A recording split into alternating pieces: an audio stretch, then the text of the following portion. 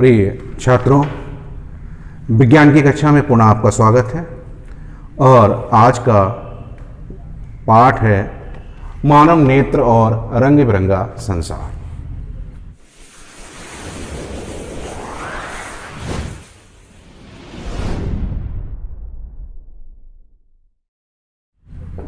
सभी जानते हैं कि बिना प्रकाश के देखना असंभव है। जैसे हम बात कहें कि अंधेरे में आप कुछ देख सकते हैं, आप नहीं देख सकते हैं। प्रकाश की आवश्यकता होती है, तभी सभी चीज़ें दर्शनीय हो जाती हैं, दृश्यमान हो जाती हैं और दृश्यमान वस्तुओं को हमारा नेत्र जो है देख सकता है। या यूं कहें कि मानव के संपूर्ण शरीर में सबसे सुग्राही और सबसे सक्रिय ज्ञानेंद्रिय जो है मानव नेत्र है। मान लो हम आंख बंद करके बहुत सी चीज़ों का अनुभव कर सकते हैं। जैसे हम गंध ले सकते हैं, स्वाद बता सकते हैं, स्पर्श के आधार पे हम ये बता सकते हैं कि कौन सी चीज़ ठोस है, कौन सी चीज़ मुलायम है। इन सब बातों की जानकारी दे सकते हैं, लेकिन रंगों के बीच में भेद करना बिना मानव नेत्र के नहीं संभव है।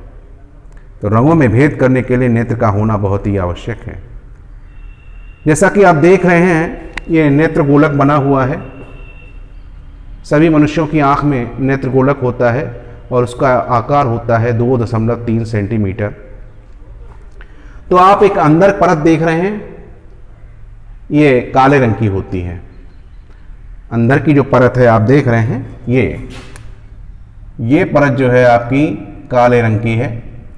और काले रंग की इसलिए बनाई जाती है, या यूं कहिए ईश्वर की इस प्रकार की देन है कि आंख के अंदर आने वाला प्रकाश परावर्तित ना हो जाए, क्योंकि काला रंग जो होता है वो प्रकाश का अवशोषक होता है।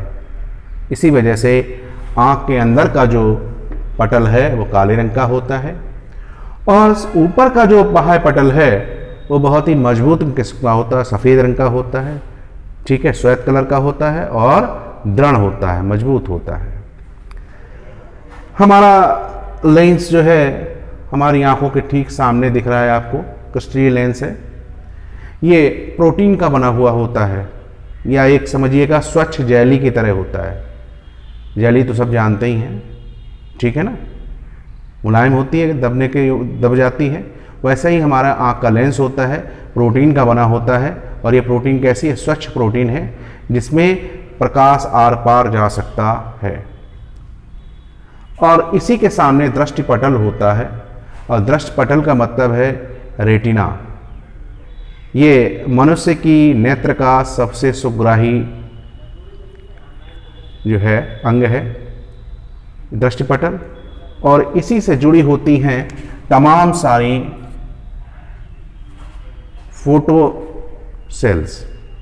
एक्चुअली दृष्टिपटल के अंदर जो होते हैं कोन सेल्स होते हैं, शंकु कोशिकाएं और दृढ़ शंकु कोशिकाएं और बार कोशिकाएं होती हैं। यानी जिसे बार को हिंदी में कहते हैं दंड और शंकु को कहते हैं कोन। अंग्रेजी में बोलना चाहें कि मनुष्य के दृष्टिपटल पर कोन और बार सेल्स होते हैं। हिंदी में कहना चाहें शंकु और दंड कोशिकाएं होती हैं। शंकु कोशिकाएं और दंड कोशिकाएं ये जो है प्रकाश के प्रति सुग्राही होती हैं और रंगों में भेद उत्पन्न करती हैं। और इनसे निकलने वाले प्रकाश संवेदी तंतु हमारे मस्तिष्क तक पहुंचते हैं और मस्तिष्क पर पहुंचकर चीज़ों का भान कराते हैं। हमारा ब्रेन जो है उन चीज़ों को एनालाइज करता है। जो भी जानकारी उस मस्तिष्क तक पहुंच रही है उसे वो एनालाइज करता है, यानी सारी जानकारी ग्रहण करने के बाद उसका रिजल्ट देता है कि वो वस्तु कैसे रंग की है, किस आकार की है, ठीक है। तो सबसे पहले मनुष्य की नेत्र में प्रकाश प्रवेश करेगा और प्रकाश प्रवेश करेगा कार्निया से। ये आपका जो है कार्निया है।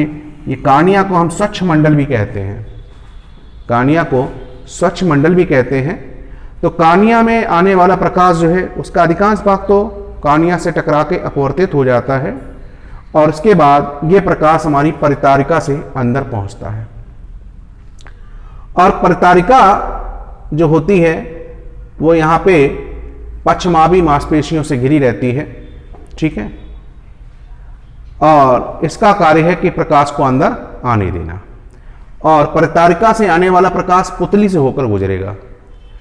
पुतली जिसे प्यूपिल कहते हैं, प्यूपिल का एक मुख्य कार्य है कि जो प्रकाश हमारे अंदर आ रहा है आंख के, उसको कम या ज़्यादा करना। अगर ज़्यादा प्रकाश आ रहा है तो उसको संकुचित करके कम कर देता है, और कम प्रकाश आ रहा है तो फैला के ज़्यादा आने देता है, ठीक है ना।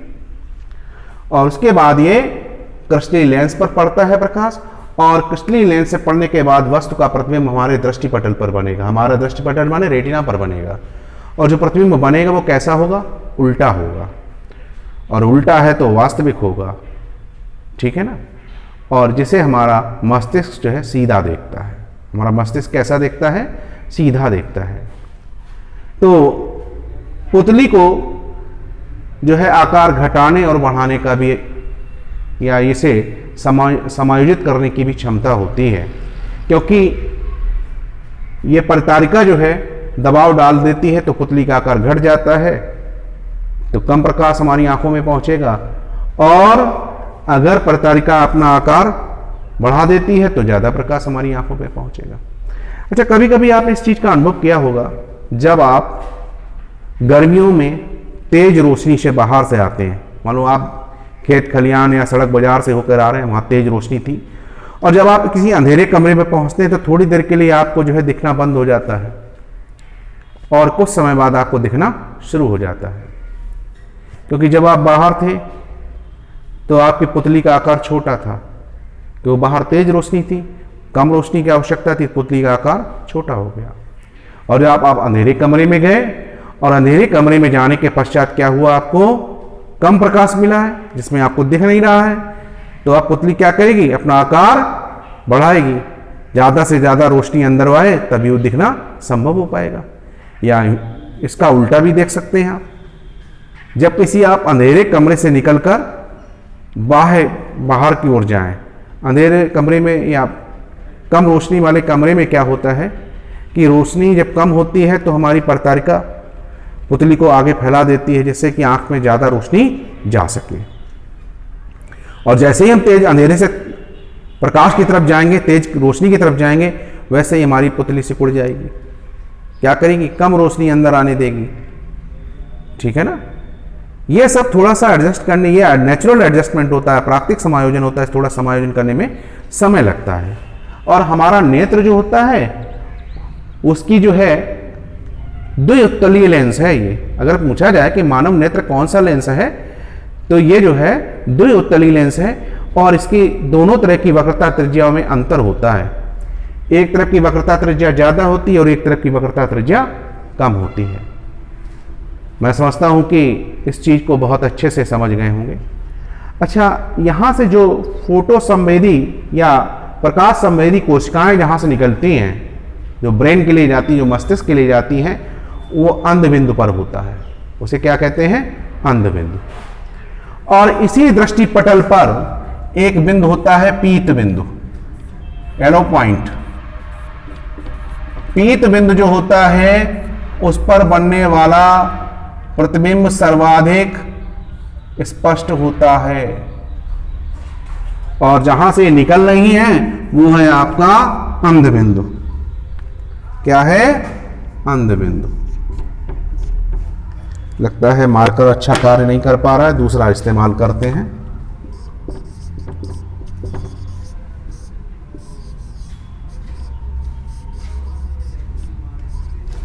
स्पष्ट हो गया?